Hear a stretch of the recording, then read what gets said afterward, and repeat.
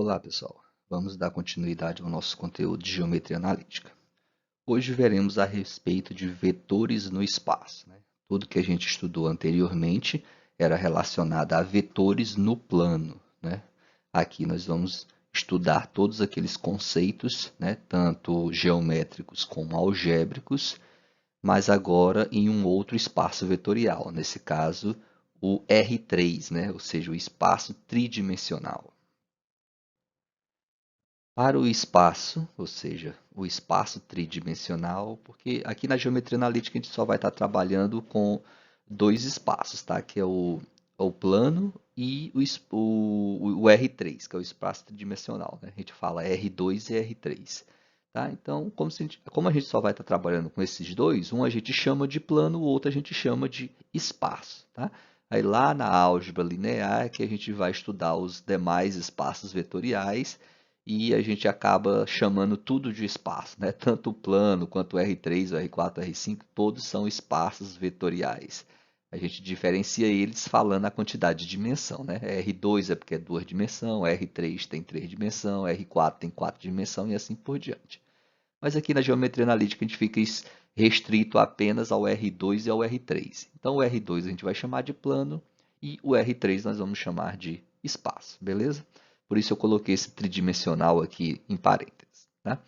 Então, para o espaço tridimensional, temos o conjunto C, dado pelos vetores I, J, K, como sendo a base canônica que determina o sistema cartesiano ortogonal O, X, Y, Z.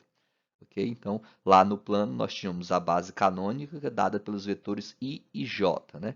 Já no espaço tridimensional, nós temos um conjunto aqui, para ser uma base canônica do espaço tridimensional, ele tem que ter três vetores. No caso, a gente vai adotar os vetores I, J e K.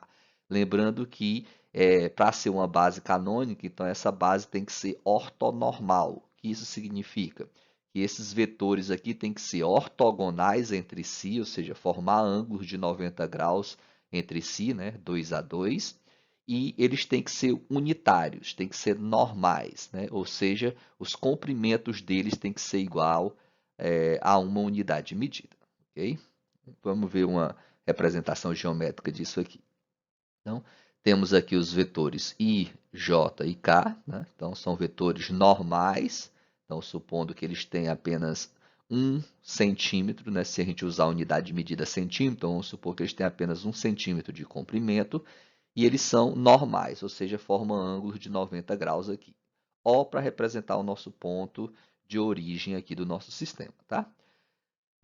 O vetor I determina o eixo X, também chamado de eixo das abscissas, que nem é feito lá no plano. Né? O vetor J determina o eixo Y, também chamado de eixo das ordenadas, também é comum com o que a gente definiu lá no plano. E o que aparece a mais aqui, o que aparece de diferente, é o vetor K, que define o eixo Z, ou seja, o eixo das cotas. Como esses vetores são unitários e todos eles estão com início aqui coincidindo com a origem do nosso sistema cartesiano, então o ponto extremo deles tem exatamente uma unidade de medida, né? Já que seus comprimentos são iguais a 1. Então esse ponto aqui que está na extremidade do vetor I tem coordenadas 1, 0 e 0. A segunda e a terceira componente são zeros porque vai ser um ponto que está em cima do eixo x. Né? Então, as coordenadas do vetor I, em particular, é 1, 0, 0. 1 porque ele é unitário, tem uma unidade de medida de comprimento. 0, 0 porque em relação ao eixo y e em relação ao eixo z, ele tem 0 unidades, pois é um ponto que está em cima do eixo x. Né? Isso vocês aprendem lá no ensino médio. Já o vetor j, né, observe que ele também tem origem coincidindo com a origem do sistema. Então, quem representa ele é esse ponto extremo, esse ponto final do vetor j. Como ele tem uma unidade de comprimento, então as suas coordenadas são 0, 1 e 0. 0 porque é um ponto que está em cima do eixo y, né? Então a primeira componente sempre é relacionado com a abscissa, né? Com o eixo x. A segunda componente sempre é relacionada com o eixo y, que é a ordenada. E a terceira componente sempre está relacionada com o eixo z, que é a cota. Né? Então, se o ponto está em cima do eixo y, então ele tem 0 na componente x e 0 na componente z, ou seja, a abscissa e a cota são nulas, tá?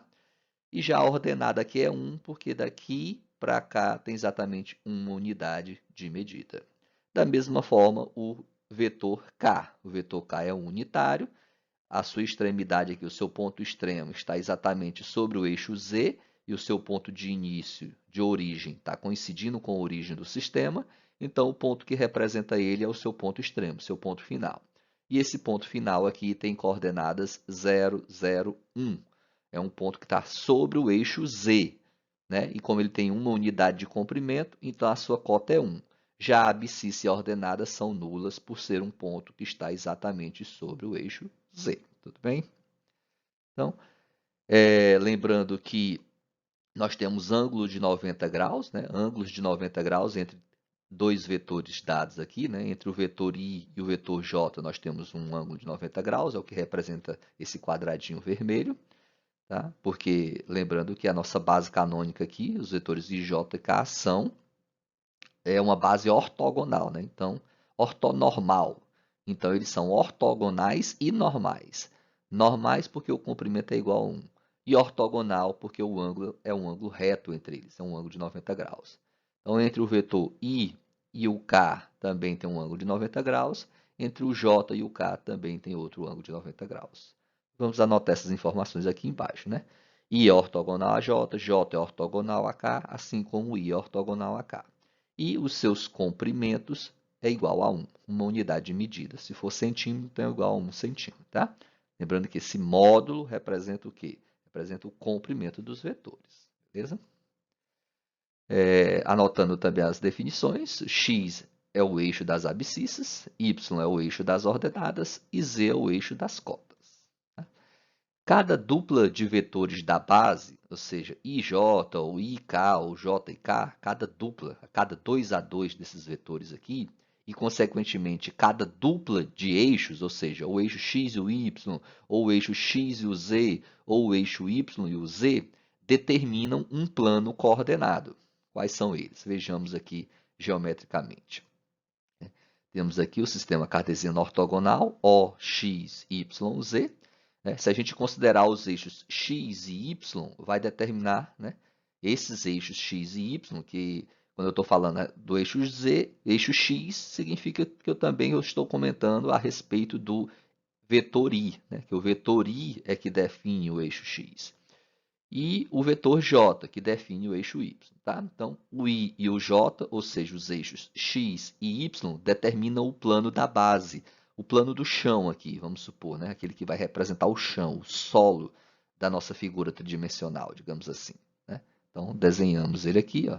Observe que essa parte do eixo z ficou tracejada, porque significa que para a gente ter uma ideia, uma visão de que ela está na parte de baixo desse plano. Tá? Esse plano representa exatamente o chão. Tudo que está aqui abaixo, aqui, em relação ao eixo z, tem valor negativo. Tá? Vamos para um próximo slide para a gente ver os outros dois planos coordenados. Tá? O x e o y determinam o plano da base. Lembrando, pessoal, que quando a gente constrói esse paralelogramo aqui, ele está aqui para representar um plano. Tá? Mas plano, pessoal, são infinitos. Aqui só é um pedaço dele, isso é uma pequena parte do plano. O plano é infinito, ele vai se estender infinitamente aqui para a direita, para a esquerda, para a direita, para cima, lá, né? Lá para trás e aqui para frente, né? Porque ele é algo que está na horizontal, ele está deitado esse plano. Mas ele se estende infinitamente. Okay? Vamos para o nosso próximo plano coordenado. Agora vamos considerar os eixos x e z. Tá? O eixo x e o eixo z, ou seja, os vetores i e k. Tá? Então, esses eixos definem também um plano coordenado. Né? Que plano coordenado é esse? Né? É exatamente o plano coordenado XZ, que a gente chama. Né? Até anotar aqui, o plano XZ. Tá? Então, o plano XZ é uma espécie de uma parede, vamos pensar assim. Né? É uma parede que está na vertical, e ele vem aqui, ó, de frente para trás. Lá. Ele contém o eixo Z. Tá? Não esqueça novamente que o plano é infinito, ele se estende infinitamente aqui para cima, para baixo, aqui para frente e lá para trás. Né? é uma parede que vai percorrer todo o eixo X. Né? Essa parede infinita, lembra que ela é infinita, é chamada de plano XZ, tá? Que é definido pelos eixos X e o eixo Z. E o nosso próximo plano coordenado, nosso último plano coordenado, né? Porque no espaço dimensional nós temos 3 planos coordenados. É o plano da base, que é o plano XY, esse plano aqui, né, que vai da parte da frente indo lá para trás, se estendendo lá para trás, que é o plano XZ, e esse nosso último plano, que é o plano YZ, tá? Ou seja, um plano definido pelo eixo Y e o eixo Z. Em outras palavras, pelos vetores J e K. Então, vai ser esse plano aqui, ó, a parede que está exatamente de frente para nós. Verifique que essa parte do eixo X aqui agora está tracejada, que é para dar a ideia de que ela está atrás desse plano, atrás dessa parede. Okay? Então, o plano YZ é essa parede aqui na vertical e que está exatamente de frente para nós. Tá? Novamente, isso aqui só é uma pequena representação dele porque ele é infinito. Esse plano aqui ele contém o eixo Y, então ele se estende infinitamente aqui para a direita, para a esquerda, infinitamente para cima e para baixo, porque ele também contém o eixo Z. Bem, esses são os planos coordenados. XY, que é o plano da base, representa o chão. O XZ, que é esse plano aqui na vertical e que vai da parte de frente até a parte de trás. E o plano YZ, que é esse plano aqui também na vertical e em pé totalmente de frente para nós. Tudo bem? Assim, no espaço, a cada ponto P de coordenadas x, y, z corresponde um vetor V tal que esse vetor V seja igual a OP, onde O é o ponto de origem do nosso sistema cartesiano e P é o ponto citado aqui em cima, onde esse vetor V, ou mesmo o vetor OP, tem as coordenadas x, y, z, ou seja, representado pelo próprio ponto, pelas próprias coordenadas do ponto x, y, z. Isso ocorre sempre que o início do nosso vetor coincide com a origem do sistema cartesiano. Tá? A gente viu isso lá no plano e aqui no espaço também é da mesma forma. Então, essa é a expressão analítica do nosso vetor e essa aqui é a expressão algébrica, ou seja, aqui ele está escrito na forma de combinação linear dos vetores I, J e K. Então, x, y, z é a expressão analítica, ou xi mais yj mais ek, que é a expressão algébrica, ou seja, é a combinação linear dos vetores I, J e K para representar o nosso vetor V em questão, um vetor genérico, né? Vejamos isso aqui geometricamente, né? Como que a gente faz para representar o nosso vetor no espaço. Né?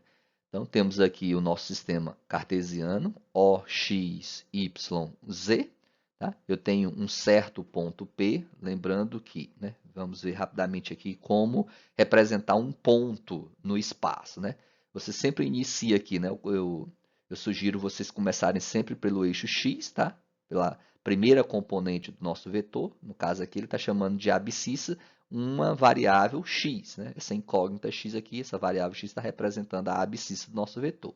Então, supondo que ela está nessa localização, aqui nós temos a ordenada do nosso vetor, que é y. Tá? Então, você faz uma junção entre a marcação x e a marcação y, né? A marcação do eixo x com a marcação do eixo y, mas essa junção, pessoal, não é em linha reta, não. Eu vou pegar x e ligar em linha reta aqui até y, não.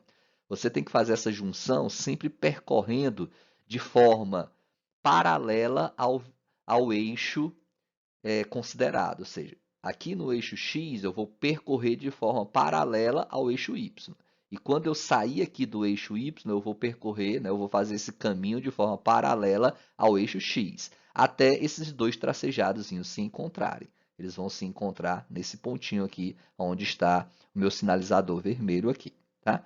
Então, aqui é a junção da marcação x, que está lá no eixo x, com a marcação y, que está ali no eixo y. Okay? E agora eu vou para a altura do nosso ponto, que é a cota. É esse último valor que vai aparecer aqui, a nossa última componente do vetor. Ela aqui está sendo dada de forma genérica como a letra z, como a variável z. Então, eu vou ter uma altura z, ou seja, a partir da junção do x e o y, eu vou descrever uma altura, ou seja, eu vou subir ou descer, né, sempre de forma perpendicular, de forma vertical ao nosso gráfico, Então, supondo que z é um valor positivo, você vai subir. Se z fosse um valor negativo, você iria descer. Tá? Então, vamos supor que essa aqui seja a nossa marcação, nossa altura z. Então, você mede aqui com uma régua. Vamos supor que aqui deu, por exemplo, 4 centímetros. Então, a partir dessa junção do x e do y, você sobe perpendicularmente a esse plano da base, ao chão, também essa medida de 4 centímetros. E aqui em cima vai estar o chamado ponto P. Tá? Daí eu traço o nosso vetor. O vetor tem coordenadas x, y, z, então significa que ele vai ter origem lá no ponto O, ou seja, coincidindo com a origem do nosso plano, do nosso espaço, né, tridimensional aqui, do nosso sistema cartesiano, e o ponto final dele vai ser justamente o ponto P, que é aquele que representa o nosso vetor propriamente dito. Então, aqui em vermelho está o nosso vetor. Tudo bem? Observe também que aqui foi traçado a diagonal desse paralelogramo aqui de baixo, né? Lembrando que esse paralelogramo aqui embaixo aqui também é um retângulo, já que esse lado aqui é paralelo a esse, e esse lado aqui é paralelo a esse, e lembre que o ângulo aqui é um ângulo de 90 graus, né? Entre os eixos coordenados. Então, esses demais ângulos aqui também são de 90 graus. Então, esse paralelogramo aqui da base é justamente um retângulo. Então, aqui foi traçado uma diagonal, né? Então, quando eu olho para essa diagonal e essa marcação sobre o eixo Z, observem que eles dois também determinam um outro retângulo, um outro paralelogramo, que é esse que está em pé aqui. Tá? E o nosso vetor V é justamente a diagonal desse retângulo, a diagonal desse paralelogramo que está em pé. Vocês vão entender isso num gráfico posterior aí, tá? Já que a gente vai explicar isso de forma melhor. Inicialmente é só para a gente ter a definição aqui geométrica de vetor no espaço. Então, para V igual a x, y, z, temos as seguintes componentes. Né? X, que é a primeira componente, é chamada de abscissa. Y, que é a segunda componente, é chamada de ordenada, né, do nosso vetor V. E Z, que é a terceira componente, é chamada de cota, né, a terceira componente do nosso vetor V. Só para anotar essas informações que são importantes, né, a gente está sempre memorizando que sempre que a gente falar em abscissa, ordenada e cota de um vetor, a gente está falando das suas componentes, está falando das suas coordenadas. Observe que o vetor V é geometricamente a diagonal do paralelepípedo determinado pelos vetores xi, yj e zk. Né? Lembra lá do plano? Lá no plano, um vetor, né? A gente sempre verificava geometricamente que um vetor é sempre a diagonal de um paralelogramo, certo? Que nem está aqui esse paralelogramo que está em pé aqui, ó, né? Esse retângulo que está em pé. O vetor V é diagonal desse paralelogramo aqui, ó, tá? Mas no espaço a gente ainda consegue ver, a gente consegue observar que esse vetor V também é diagonal de um paralelepípedo, né? Uma figura tridimensional, que lembra uma caixa, né? A gente vai construir ela aqui embaixo. Ele vai ser uma das diagonais do paralelepípedo. Vamos ver isso. Então, apenas redesenhei aqui a nossa figura, aqui do lado esquerdo, transcrevi ela aqui para o nosso lado direito. E vamos mostrar que esse vetor V é justamente a diagonal de um paralelepípedo determinado pelos vetores xi, yj e zk. Aqui nós temos o vetor xi, né? Porque se essa marcação aqui é x, tem x unidades de medida até aqui, e lembrando que o vetor i determina o eixo das abscissas, esse eixo x aqui, então, lembrando que o vetor i também é unitário, né? Tem uma unidade de comprimento. Então, se aqui tem x unidades, x vezes i dá o nosso vetor xi. Então, justamente esse lado esquerdo aqui do paralelogramo que está aqui embaixo vale x unidades de medida. Logo, o vetor que representa ele é o vetor xi. Tá? Agora, essa marcação que vai dar origem até essa marcação y aqui vai ser o nosso vetor yj, já que aqui tem um vetor unitário, que é o vetor j, ele que define o eixo do y, né, o eixo das ordenadas, e se essa distância aqui é de y, então o vetor representado aqui é justamente o vetor yj. Já aqui no eixo z, considerando a origem até essa extremidade aqui do eixo z, nós vamos ter justamente o vetor zk. Né? Se tem z unidades de medida aqui e aqui nós temos o vetor k, que define o eixo z, então esse vetor em questão é o vetor zk. Tá? vamos construir o nosso paralelepípedo aqui, face por face dele, né? Se vocês olharem aqui para baixo, na parte de baixo, o vetor xi mais o vetor xj já determinam um paralelogramo, não é isso? Que é esse paralelogramo aqui de baixo, que é esse retângulo aqui de baixo, né? E esse paralelogramo aqui de baixo vai ser justamente a face de baixo do nosso paralelepípedo, a parte de baixo do nosso paralelepípedo, tá? Antes de construir o paralelogramo, vamos mostrar primeiro aqui uma observação bastante interessante. Vamos mostrar como que esse vetor V realmente é a soma desses três vetores aqui, ó. É a combinação linear dos vetores I e JK, de forma que essa combinação linear fica como sendo xi mais yj mais ek. Ou seja, vamos mostrar que esse vetor V em vermelho aqui justamente é a soma desses três vetores, né? Lembra como é que se soma vetores? Então, primeiro vamos somar o vetor xi mais o vetor yj, né? Geometricamente, o que a gente faz? Constrói o paralelogramo descrito por eles e traça a diagonal. Essa diagonal que vem da origem até esse ponto aqui é justamente o vetor soma xi mais yj, não é isso? Ó, vamos anotar aqui e colocar ele em azul. Xi mais yj, né, é justamente o vetor soma entre esse vetor xi e o yj. Tá? Agora olhem para esse vetor em azul e esse vetor em preto aqui, ó, que é o zk. Então, esse aqui em azul é o vetor xi mais yj e esse em preto aqui é o vetor zk. Vamos somar eles dois? Né? Como é que soma esses dois vetores geometricamente? A gente completa o paralelogramo descrito por eles, que é esse tracejado e mais esse tracejado. Então, completou todo o paralelogramo. E para somar esses dois vetores, geometricamente, a soma entre eles é a diagonal, não é isso? A diagonal que tem origem no mesmo ponto de origem desses dois vetores. Ou seja, esse vetor V aqui é justamente a soma desse vetor azul com esse vetor preto. Ou seja, V é xi mais yj somado com zk. Ou seja, V é xi mais yj mais zk. Entenderam, então? Aqui é uma demonstração, uma breve mostragem aí de que o vetor V realmente é a soma desses três vetores. Bem, vamos continuar com a construção do nosso paralelogramo. O vetor xi e o vetor yj construiu a face de baixo do nosso paralelepípedo. Aqui em cima, esse tracejado aqui é um representante do vetor xi, né? Ou seja, eu posso imaginar esse tracejado aqui como um vetor que é o mesmo vetor xi, né? É o mesmo por quê? Porque tem, vamos supor que ele tem aqui, ó, ele é paralelo, né? Verifica que esse tracejado é paralelo a esse vetor xi aqui. Ele tem o mesmo comprimento. Então, vamos supor, tem a mesma direção, o mesmo sentido e o mesmo comprimento. Então, um representante do vetor xi, tá? E lá atrás eu vou construir um representante do vetor yj. Ó, aquele tracejado ali é um representante do vetor yj. Por que eu posso dizer que ele é um representante do vetor yj?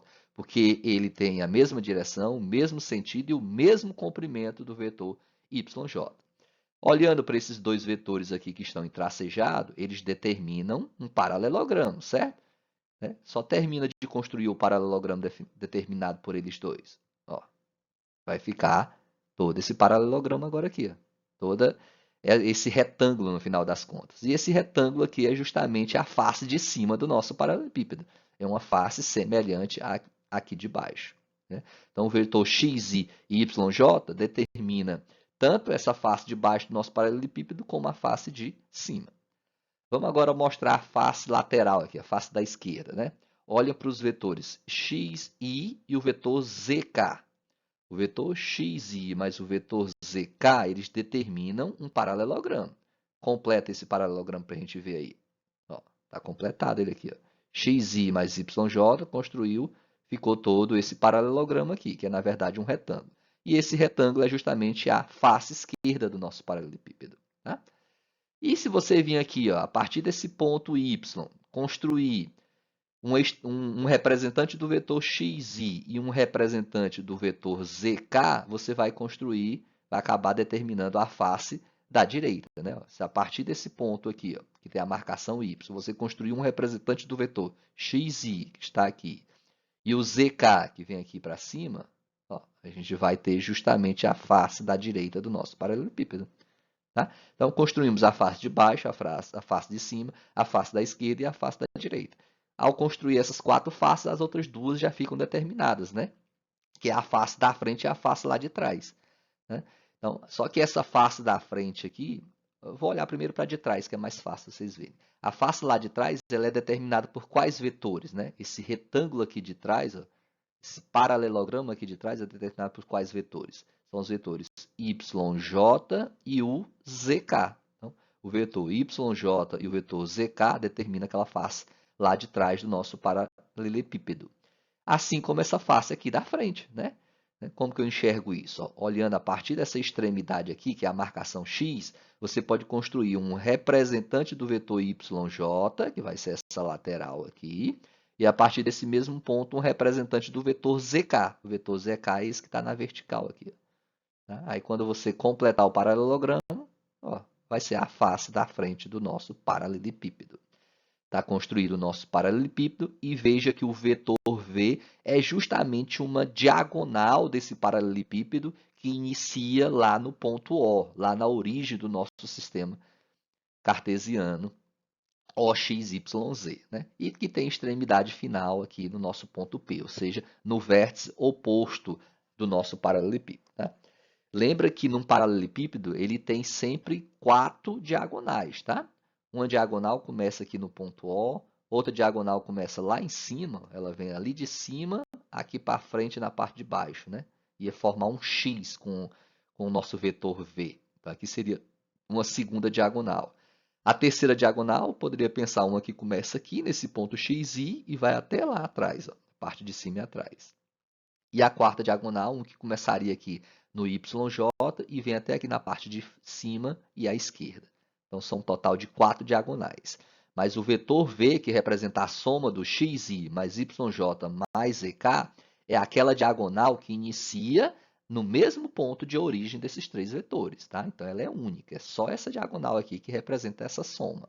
As outras 3 não representam essa mesma soma. Vai ser a soma de outros vetores aí. Ok?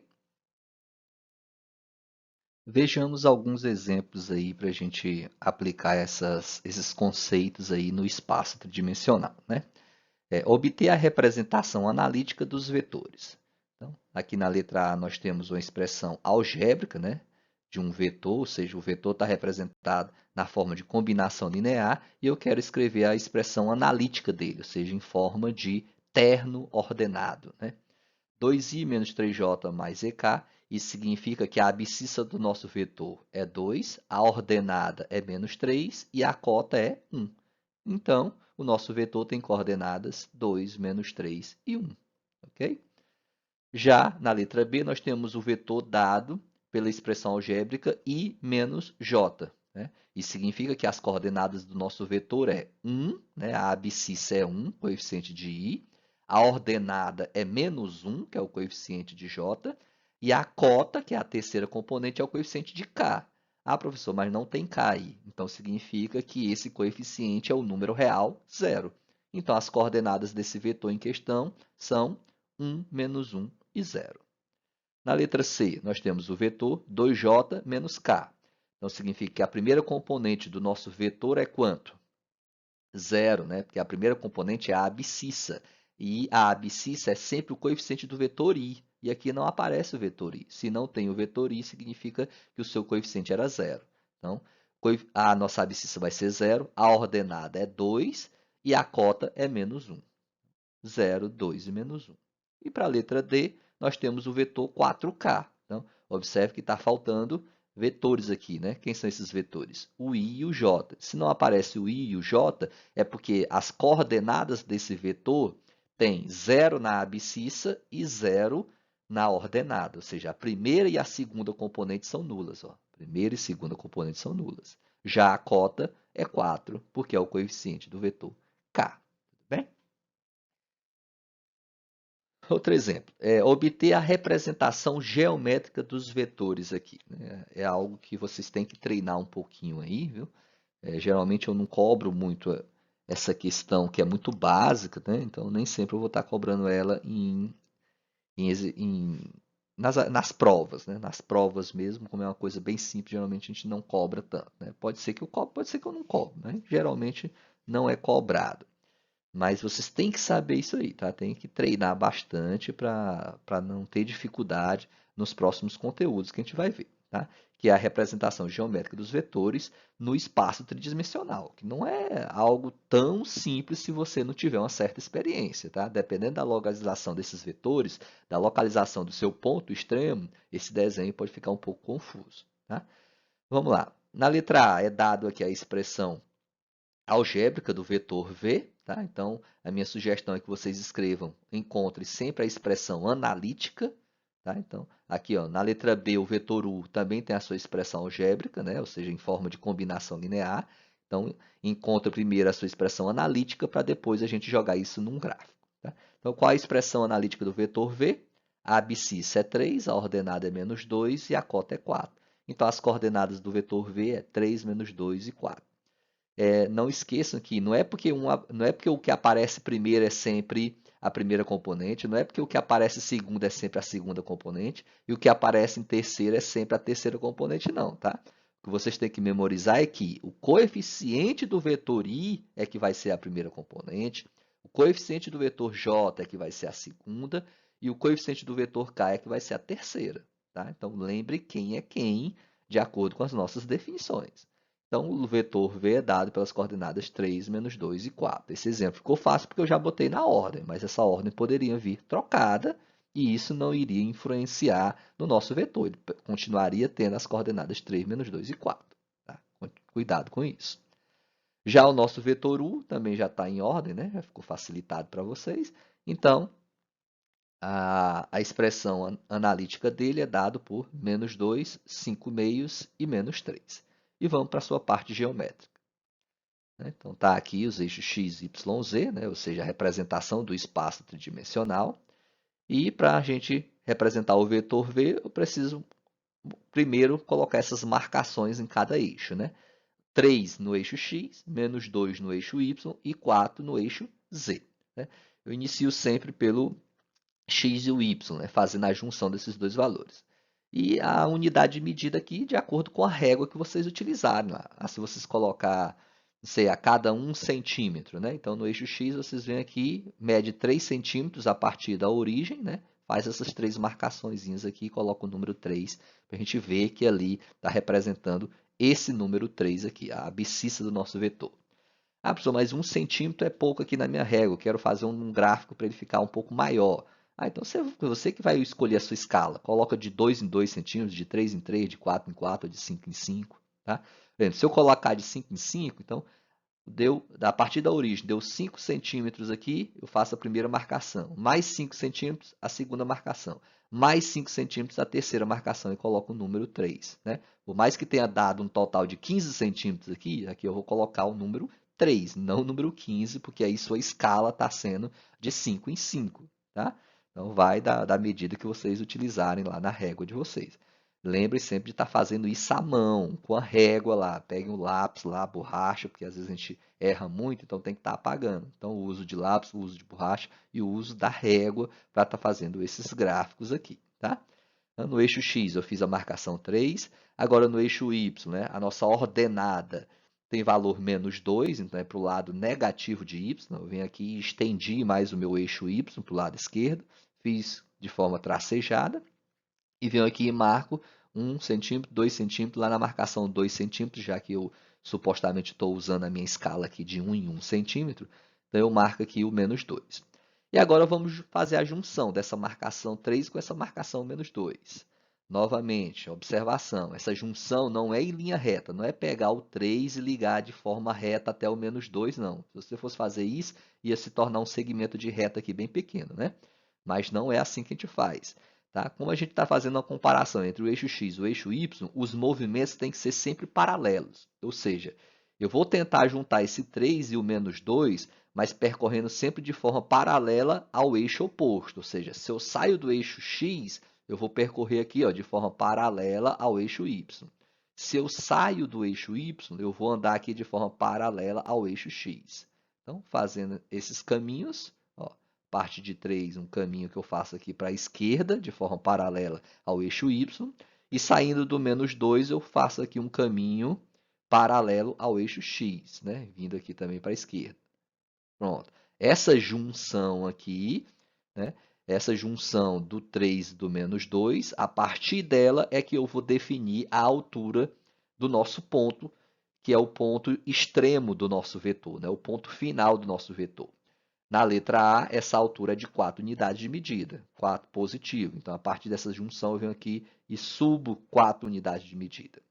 Outra coisa, detalhe bastante importante, você não vai subir aqui ó, até emparelhar lá com o 4 no eixo Z, não.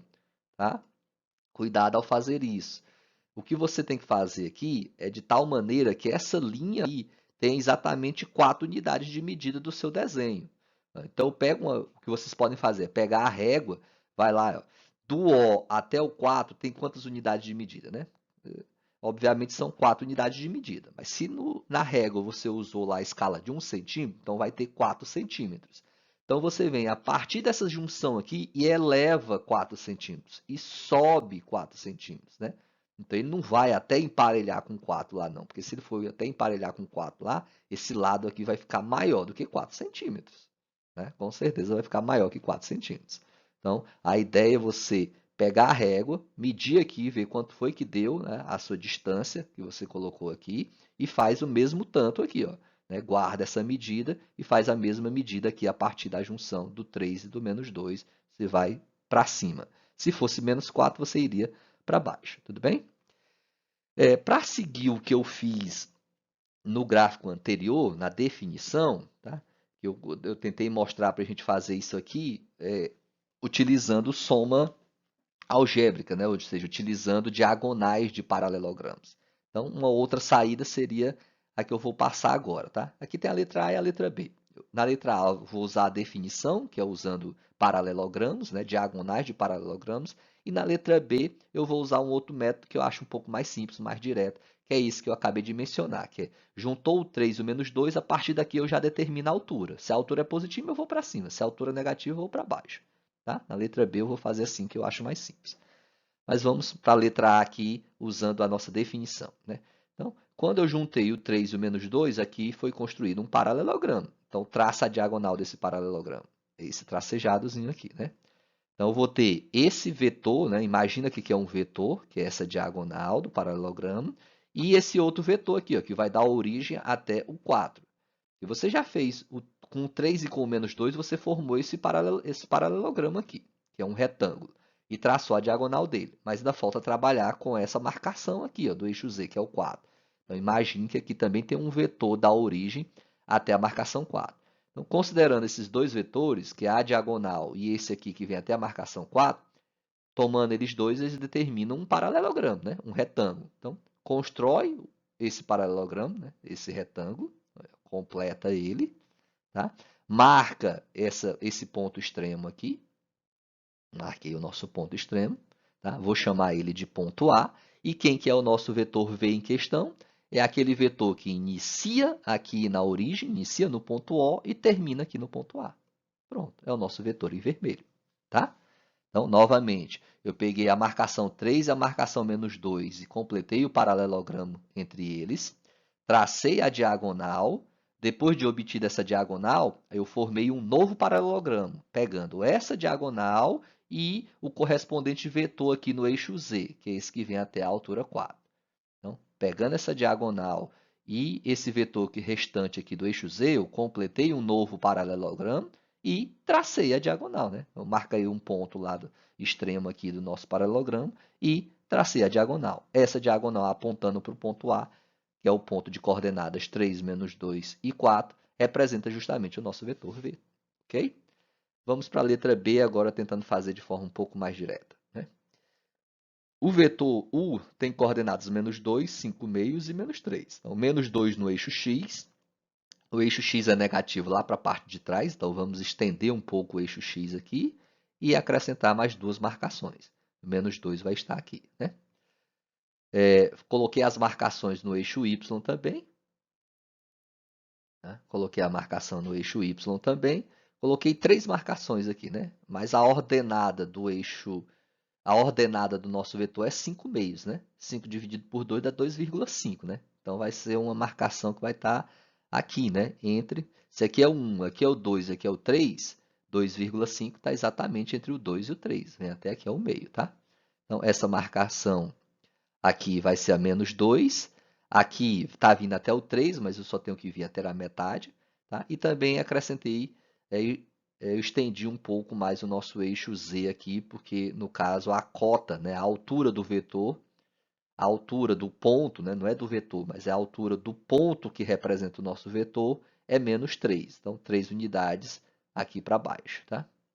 Então, marquei lá o menos 2 no eixo X e vou estender aqui, né? Percorrer um caminho de forma paralela ao eixo Y e vou juntar com a marcação 5 meios, ou seja, com a marcação menos 2 aqui. Ó. Menos 2 não. 5 meios, que é 2,5, né? 5 meios é a mesma coisa que 2,5, tá? Quando vocês construírem um gráfico aqui, não vai botar 2,5 não, coloca o valor que aparece aqui, tá? Eu disse 2,5 é só para você ter uma ideia de onde vai estar essa marcação, tá? Então eu sei que vai ser aqui, mas eu represento ele por 5 meios. Então tá aqui, 5 meios. E faço esse caminho aqui de forma paralela ao eixo X. Então, de tal maneira que eu construa um paralelogramo.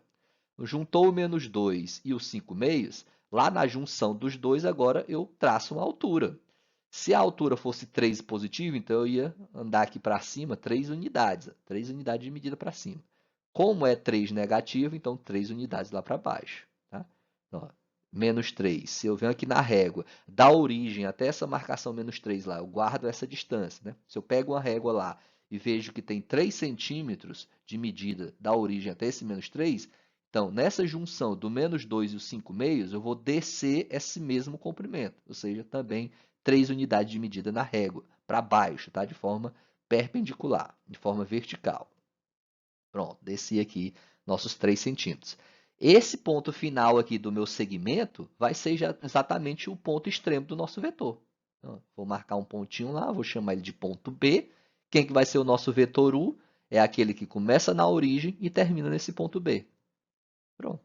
Aqui é o nosso vetor U, o vetor em azul. Começa na origem e termina no ponto B. Ou seja, eu não precisei construir esse último paralelogramo que nós fizemos aqui no caso do vetor U. Tá? Então, em vez de construir um paralelogramo, tomando a diagonal desse paralelogramo já feito, né? Completando o paralelogramo para chegar no vetor em azul, eu simplesmente peguei esse ponto extremo que eu já cheguei nele aqui e tracei o vetor de forma mais direta. Tá? Eu até sugiro para vocês, se quiserem fazer nesse método que eu fiz aqui, é mais rápido. Tá? E quando você fica construindo muitos paralelogramos, o seu desenho acaba ficando cheio demais. Né? Aí, às vezes, a gente nem consegue enxergar muito bem. Tá? Uma ideia também boa para vocês terem dos desenhos é ver a questão de projeção também. Tá? Projeção dos vetores sobre o plano da base, sobre o chão aqui, sobre o plano XY. O vetor V, imagine aqui, eu tenho um vetor V. Imagine eu colocar uma lâmpada aqui em cima, essa lâmpada incide luz sobre esse vetor e provoca uma sombra lá no plano. Né? Desses tracejados aqui embaixo, um deles representaria a sombra desse vetor V. Quem que seria a sombra do vetor V? Seria esse tracejado aqui, ó, essa diagonal desse paralelogramo aqui de baixo. Tá?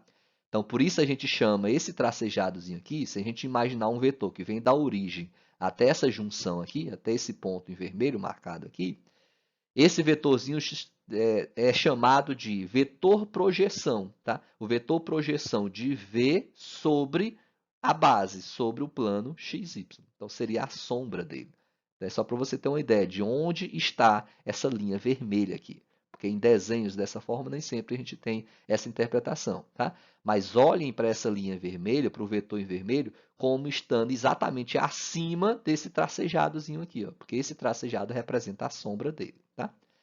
No caso do vetor U, para provocar uma sombra do vetor U sobre o plano da nossa base, eu teria que colocar a lâmpada aqui embaixo. Né?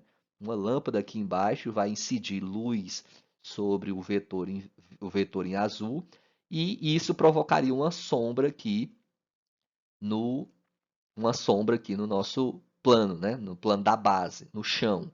Tá? E qual que seria essa sombra? Seria um tracejadozinho que viria da origem até essa extremidade aqui. Tá? Um tracejado que vem da origem até essa extremidade aqui seria a sombra do nosso vetor U. Isso significa que o vetor U está exatamente abaixo desse tracejadozinho, que vem da origem até essa junção aqui. Continuando, nós vimos que no plano, os eixos x e y dividem todo o plano em 4 grandes regiões. Essas regiões são chamadas de quadrante, né? Tem o primeiro, o segundo, o terceiro e o quarto quadrante. Já no espaço, o que nós temos, né? Os 3 planos coordenados se interceptam segundo os 3 eixos, dividindo o espaço em 8 regiões, né? E essas regiões são denominadas octantes, né? É bem intuitivo isso, né? Octo de 8, né? Então, são 8 grandes regiões, 8 pedaços do espaço, digamos assim, tá? Vejamos como que isso é feito, né? Então, temos aqui o nosso plano cartesiano, desculpa, não é plano, é o nosso espaço cartesiano, né? X, Y, Z. E vejamos como são formadas aqui, ver uma parte, uma representação desses octantes, tá? O eixo X e o eixo Y, vamos desenhar aqui um retângulozinho, tá? Aparentemente um quadrado, tá? Mas é para ser um retângulo, tá? Só uma representação do plano da base, o plano do chão, tá? Então, esse retângulo aqui está representando o plano da base, o plano do chão, que é o plano XY, ok? Temos também o plano YZ, então, se eu pegar o eixo Y e o eixo Z, vou formar uma parede aqui que representa o plano YZ. E já do lado esquerdo aqui, nós vamos ter o plano XZ. Então, essas 3 paredes aqui, né, limitam uma região do nosso espaço em questão, né? Essa região aqui da frente, né? Lembrando que esses planos são infinitos, tá? Então, essa parede que se estende infinitamente para cá, para a esquerda, essa aqui infinitamente aqui para a direita, essa aqui infinitamente para frente aqui, tá? Essa região aqui, toda essa região é chamada de primeiro octante, né? Qualquer ponto dentro dessa região vai ter a abscissa ordenada e cota positivos, tá? Ou seja, a primeira, a segunda e a terceira componente serão positivos. Vamos ver os outros octantes, né? O segundo octante, onde que estaria o segundo octante, tá? Vou estender aqui o comprimento do eixo x, aqui, ou seja, o lado negativo do eixo x, tá? E vamos construir outros planos aqui, né? Aqui eu só prolonguei o plano XY, tá? Essa parte aqui de baixo é a extensão do nosso plano XY, representa o chão, né? Só que essa parte lá, o eixo X é negativo.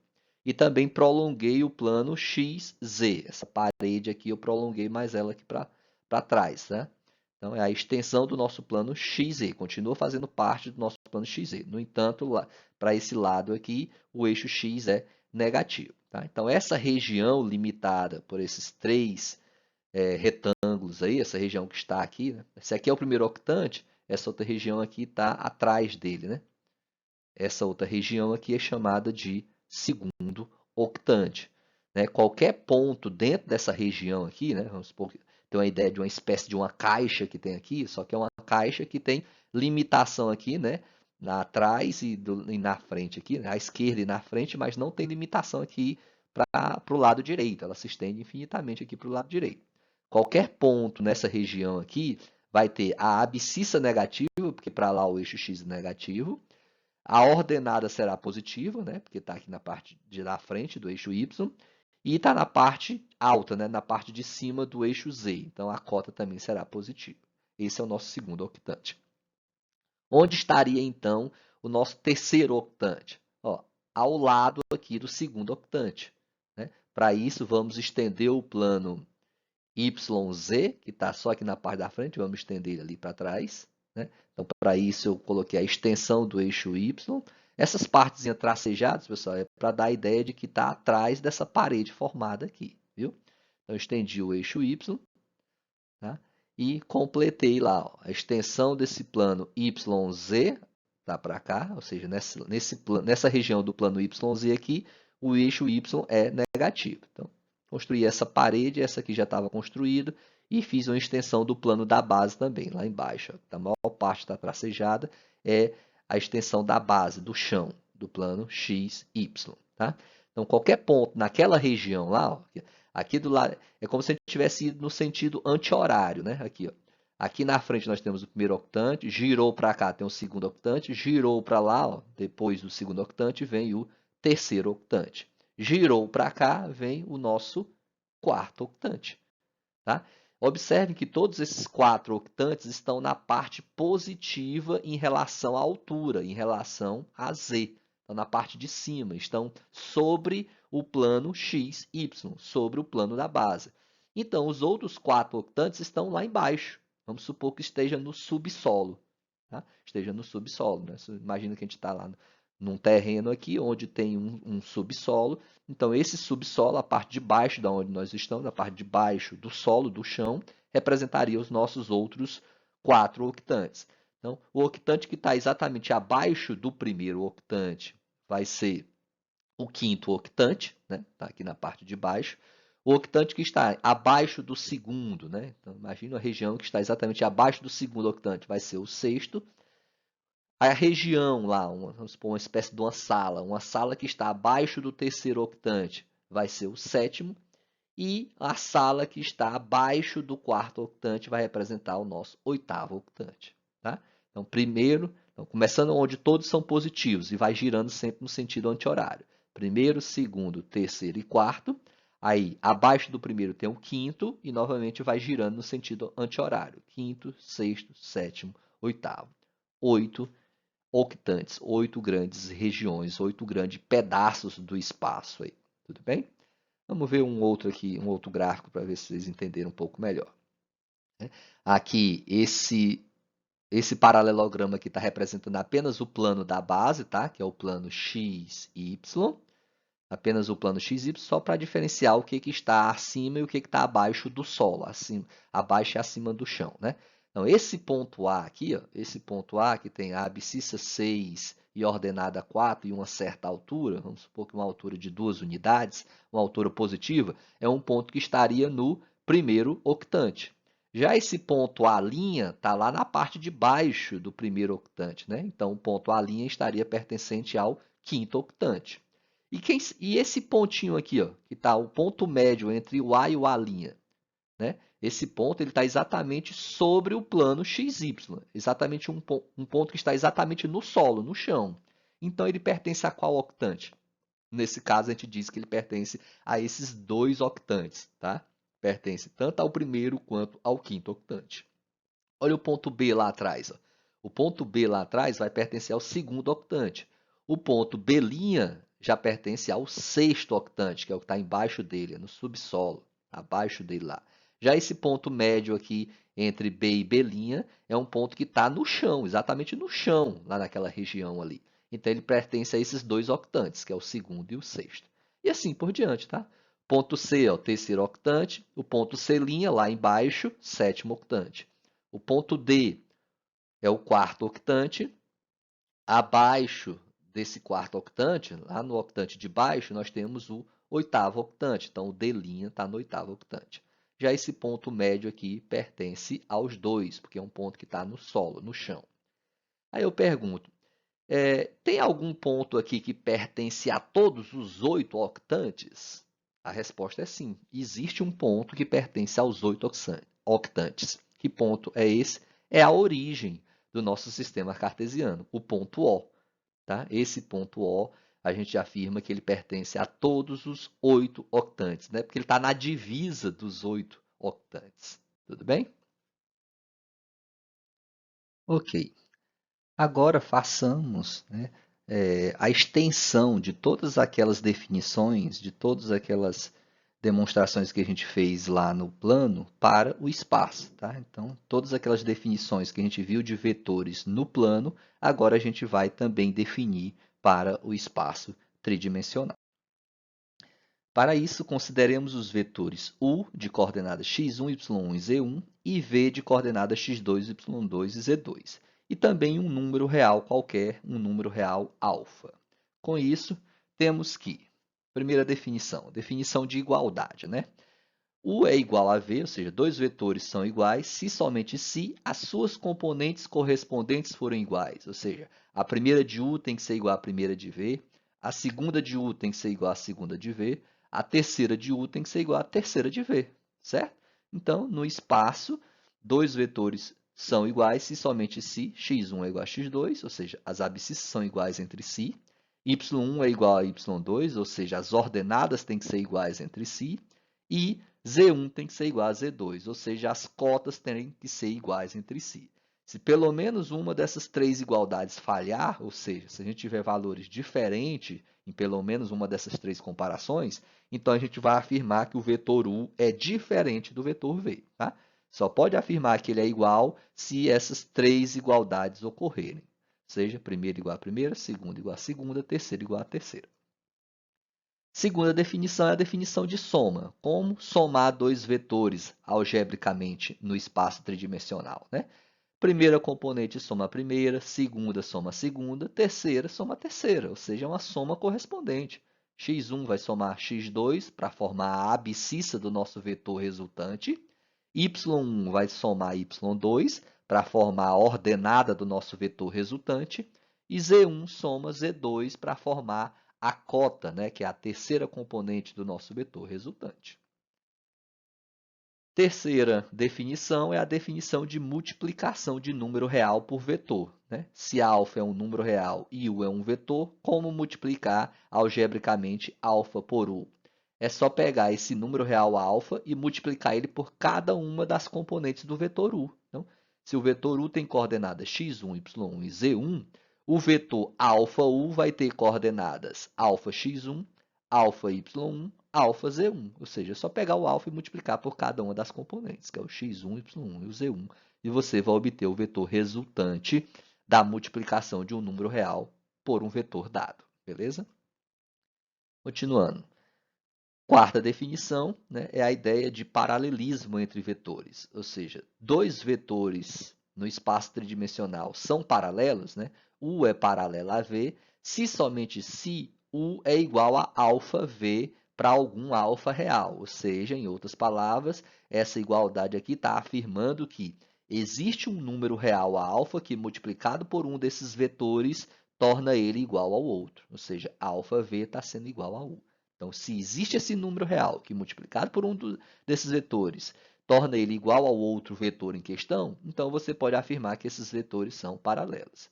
Ou, né, de forma equivalente, a gente demonstrou essa relação aqui lá no plano cartesiano. Tá? No entanto, no plano cartesiano, você tem uma comparação só de duas razões, só de duas frações. Já no espaço tridimensional, você tem uma comparação entre três razões, entre três frações. Né?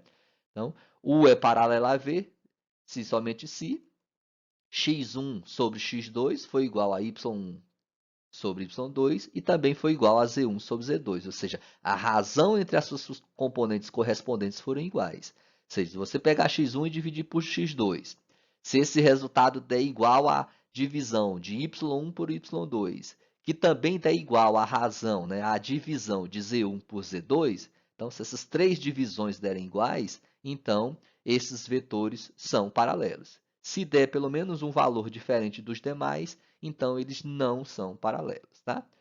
O problema de utilizar essa razão é aquele que a gente tinha visto lá no plano. Né? É quando esses denominadores são nulos. Né? Se pelo menos um desses denominadores aqui for nulo, como é que você vai dividir por zero? Não tem resultado para isso. Né? Então, ao invés de usar essa ideia para verificar se dois vetores são ou não paralelos, usa essa ideia inicial, que é a definição. Tá?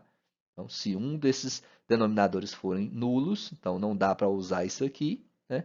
Então tenta usar essa aqui. Ou seja, existe algum número real que, multiplicado por um daqueles vetores, né, pelas coordenadas de um desses vetores, torna ele igual ao outro? Se existir, ok, são paralelos. Se não existir, não são paralelos. Agora, para a nossa quinta definição, vamos considerar os pontos A e B, onde A tem coordenada x1, y1 e z1, e B tem coordenadas x2, y2 e z2. Tá? O A e o B aqui são pontos, viu? Não é vetores. Temos que o vetor AB, né, um vetor definido por dois pontos, é dado pela diferença de B por A. Né?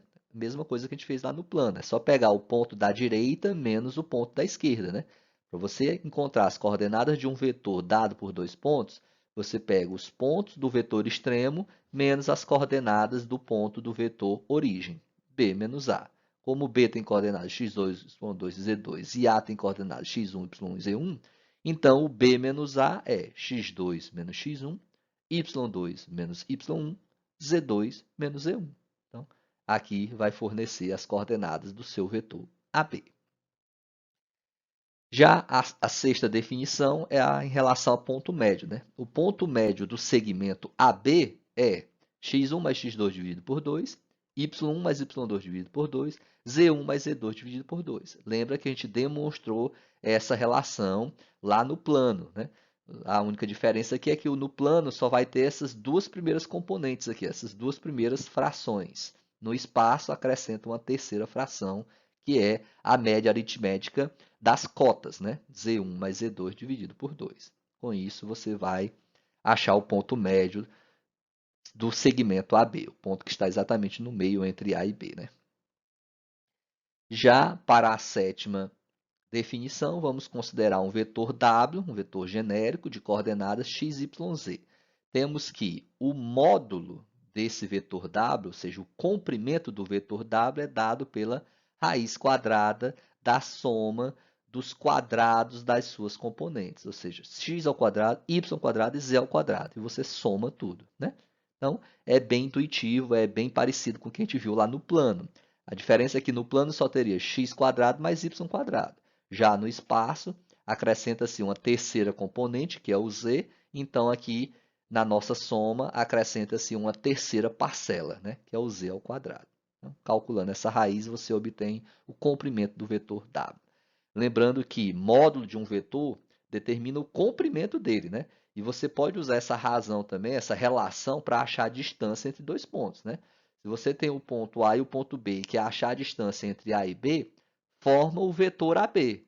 Forma o vetor AB, que nem foi feito aqui, ó, na quinta definição. Depois que você forma o vetor AB, você acha as coordenadas dele, pegando B menos A, achou as coordenadas dele, calcula o módulo, né? Então, vamos supor que o vetor AB aqui tem coordenadas 1, 2 e 3. Então, qual que é o comprimento desse vetor?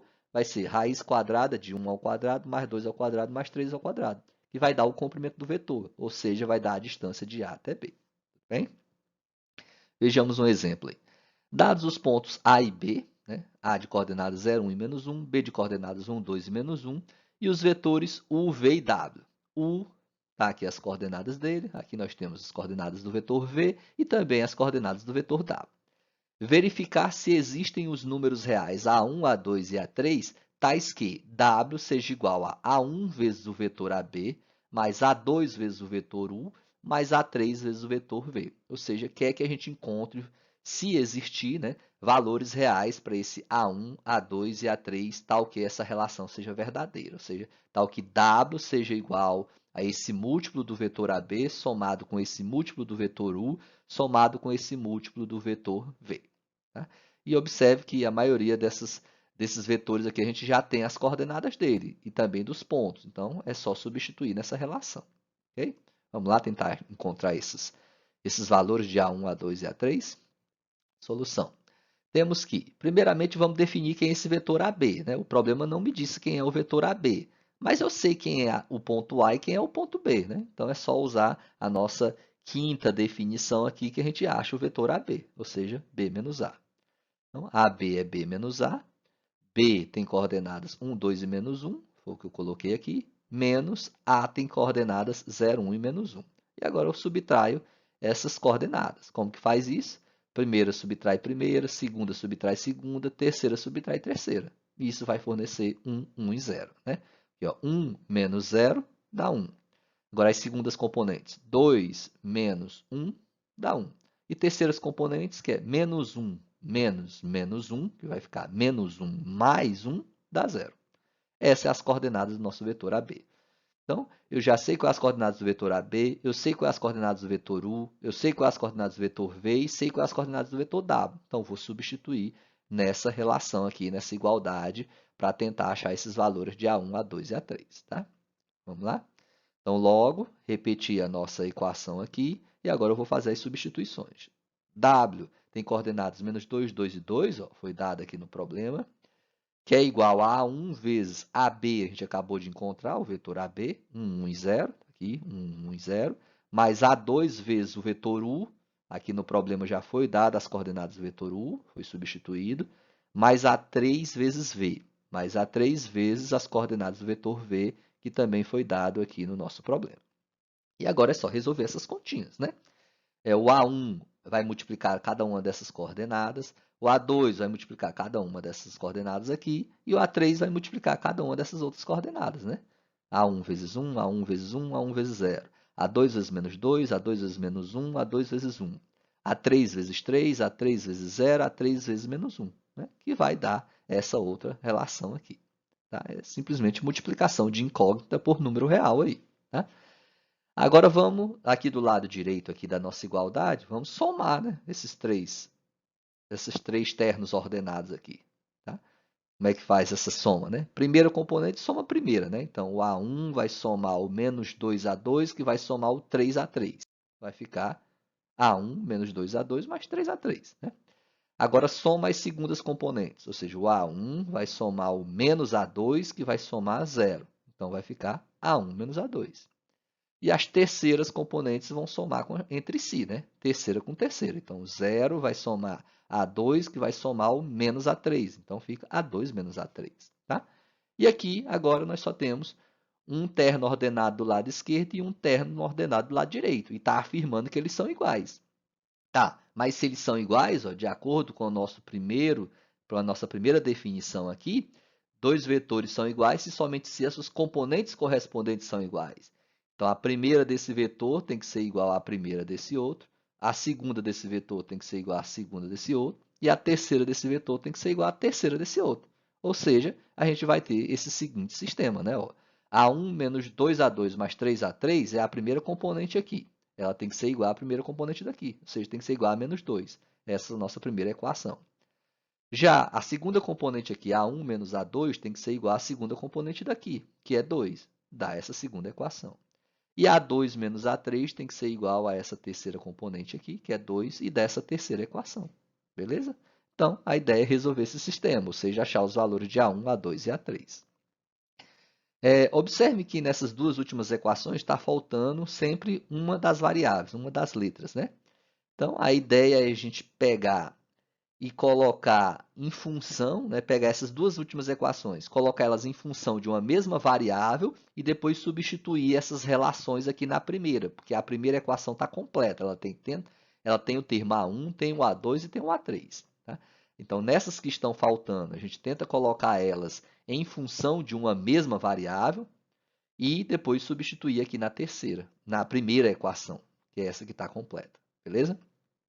Então, A1 menos A2, eu vou colocar que variável em função de qual variável? Né? Essa decisão é importante. Eu vou colocar A1 em função de A2 ou A2 em função de A1? Você tem que colocar essas duas últimas aqui em função da mesma variável, tá? Já que as duas estão faltando. Então, observe o que elas têm em comum. Qual o termo que tem nas duas equações? Não é o A2? Ó? Nessa segunda equação tem o A2 e na terceira equação também tem o A2. Então, eu posso botar essa primeira em função de A2, essa segunda equação em função de A2 e essa terceira também em função de A2. Tá? Vocês têm que colocar em função da mesma variável. Porque se aqui você colocar o A2 em função de A1, na outra você vai ter que colocar o A3 vai ficar em função do A2, então não ficar em função de variável diferente. O correto seria deixar em função da mesma variável. Então vamos lá, deixar o A1 em função do A2. Como que faz isso? Isolo o A1 no primeiro membro e joga o A2 para o outro lado. Então o A1 vai ficar 2 mais A2. Nessa última equação, vamos colocar também em função de A2. Então isola o A3, né? Repara que ele está negativo, então é bom isolar ele de forma positiva. Então, você pode primeiro multiplicar por menos 1 a equação, né? Então, o A3 vai ficar igual a A2 menos 2 quando você jogar ele para o outro lado, tá? Faça as continhas certinho aí para vocês entenderem, tá? Porque eu fiz um pouco direto aqui. Então, o A1 está em função de A2 e o A3 também está em função de A2. E eu vou pegar essas duas relações e substituir na nossa primeira equação. Então, repetir aqui a nossa primeira equação, A1 menos 2A2 mais 3A3, que é igual a menos 2. No lugar de A1, eu coloco 2 mais A2, tá? Aqui em parênteses. Menos 2A2, repeti, mais 3A3. No lugar de A3, eu coloco a relação encontrada aqui, ó, A2 menos 2, que é igual a menos 2.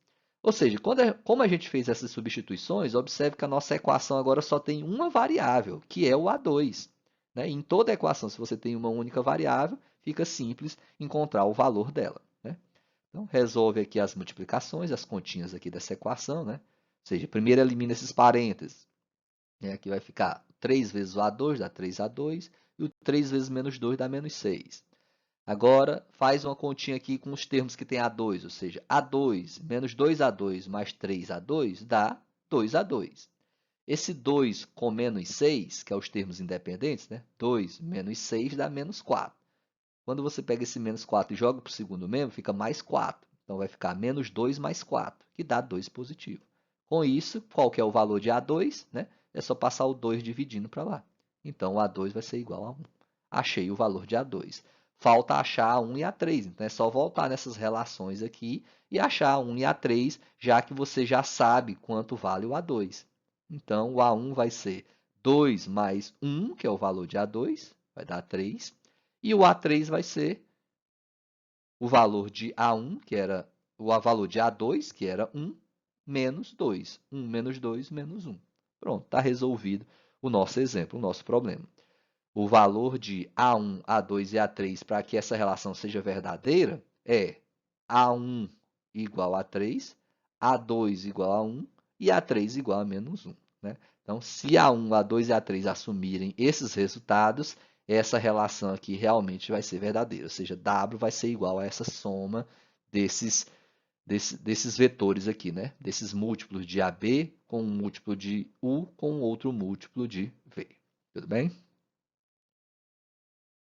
Vejamos mais um exemplo aí para a gente encerrar essa parte de vetores no espaço. O exemplo 2. Seja o triângulo de vértices ABC, né, conhecendo as coordenadas de A, de B e de C, calcular o comprimento da mediana do triângulo relativo ao lado AB. Né? Sabemos que todo triângulo tem 3 medianas. Tá? Ele quer que a gente calcule o comprimento da mediana relativa ao lado AB, ou seja, aquela que usa o ponto médio do lado AB. Tá? Para quem não lembra dessa definição de mediana, é interessante dar uma olhadazinha aí num livro que tenha geometria lá do ensino médio, ou até mesmo na internet vocês podem encontrar isso aí, tá? Mas a definição é bem simples, eu vou explicar aqui na resolução do problema. Então, para a solução, construímos um triângulo qualquer aqui, tá? Não precisa ir lá no espaço mesmo e encontrar os pontos A, B e C, interligar eles e ver o triângulo propriamente dito, não, tá? Basta uma representação generalizada, porque às vezes esse triângulo pode estar numa posição, numa forma bastante ruim para a gente desenhar e ver ele, tá? Aqui não, quando a gente desenha ele dessa forma, de uma forma planificada, de uma forma generalizada, é como se a gente estivesse de frente para esse triângulo, né? Aí fica mais fácil a visualização, porque já imaginou se ele estivesse de lado, né? Ficaria mais complicado a gente estar tendo algumas interpretações, tá? Então, desenhei um triângulo aqui de forma genérica, tá? E quero calcular o comprimento da mediana relativa ao lado AB. Tá? Se é relativa ao lado AB, mediana, tá? Lembra lá de ponto médio também. Então, primeiro você tem que considerar o ponto médio desse lado AB. Então, suponho que aqui é o ponto M e que ele está no meio entre A e B. Então, quem que é a mediana do nosso triângulo? É um segmento de reta que vai de M até o vértice, ao terceiro vértice do nosso triângulo, que é o C. Tá? Porque o M é o ponto médio do segmento AB, ou seja, do lado AB. Então, se você pegar M e juntar ele, né, formar um segmento de reta até o terceiro lado do triângulo, um outro lado, o outro vértice, que não é nem o A e nem o B, então nesse caso é o C, esse segmento formado é chamado de mediana do nosso triângulo relativo ao lado AB. Tá? Então tem que saber relativo a que lado é a nossa mediana, tá? Porque, por exemplo, se ele falasse a mediana relativa ao lado AC, então você teria que pegar o ponto médio aqui do lado AC. Aí você iria juntar esse ponto médio até o vértice B. Aí essa que seria a mediana relativa ao lado AC. Agora, e se fosse a mediana relativa ao lado BC? Aí você teria que tomar o ponto médio aqui do lado BC. Pegava esse ponto médio e ligava até o vértice A. Aí esse segmento de reta formado aqui é que seria a nossa mediana em questão. Tá? Mas o nosso problema é esse que já está destacado aí na cor preta.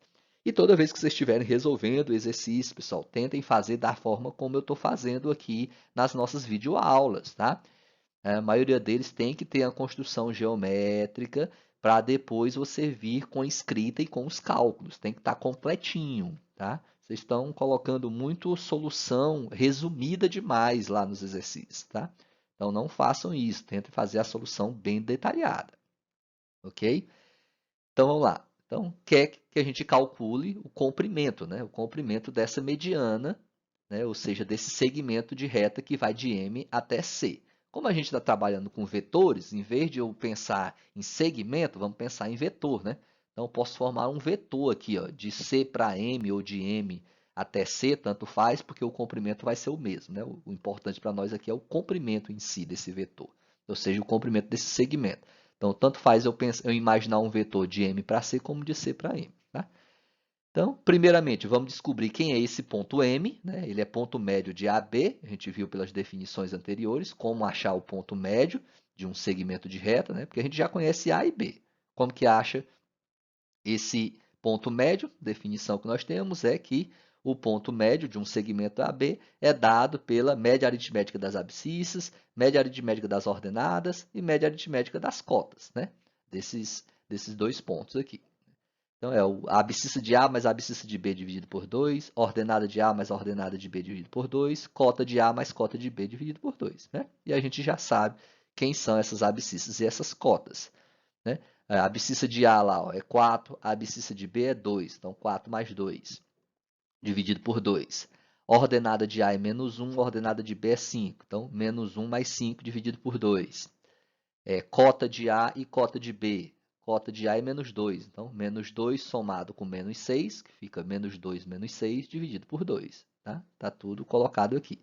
E o resultado disso vai dar 3, 2 e menos 4. Então, essas são as coordenadas do nosso ponto M. Se eu quero descobrir o comprimento dessa mediana, isso é equivalente a descobrir o comprimento do vetor CM ou MC, tanto faz, né? Então, vamos definir quem é o nosso vetor MC, tá? Vou pegar de M para C. Quem é o nosso vetor MC? Depois de descoberto quem é esse vetor, eu calculo o módulo dele, ou seja, o seu comprimento. E aí a gente vai estar achando o comprimento dessa mediana em questão.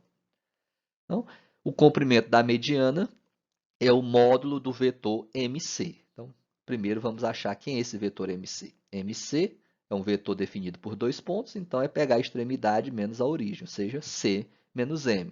C a gente já sabe quais as coordenadas e M a gente acabou de encontrar. Então é só subtrair o C pelo M. Tá? Ou seja, subtraindo essas coordenadas, nós vamos chegar em menos 2, menos 3 e 2. Então, o vetor MC tem coordenadas menos 2, menos 3 e 2. E o que eu quero descobrir é o módulo dele, o seu comprimento. Portanto, o módulo de MC é a raiz quadrada da soma dos quadrados das suas componentes, ou seja, o quadrado da abscissa, que é menos 2, somado com o quadrado da ordenada, que é menos 3, somado com o quadrado de 2, que é a cota. Então, menos 2 ao quadrado é 4, menos 3 ao quadrado é 9, 2 ao quadrado é 4. Ou seja, isso vai dar raiz quadrada de 17, que não é um valor inteiro, né? Então, deixamos dessa forma. Né? Ou seja, o comprimento do vetor MC é o mesmo comprimento da mediana do nosso triângulo, relativo ao lado AB, e esse comprimento é de raiz quadrada de 17 unidades de medida. Né? Ou seja, se o nosso problema falasse na unidade centímetro, então seria raiz quadrada de 17 centímetros. Se a unidade considerada fosse o metro, então seria raiz quadrada de 17 metros e assim por diante. Tudo bem? Façam os exercícios lá, estudem bastante, que a gente já está mais ou menos aí na metade do nosso conteúdo para a primeira prova, ok? Bom estudo a todos.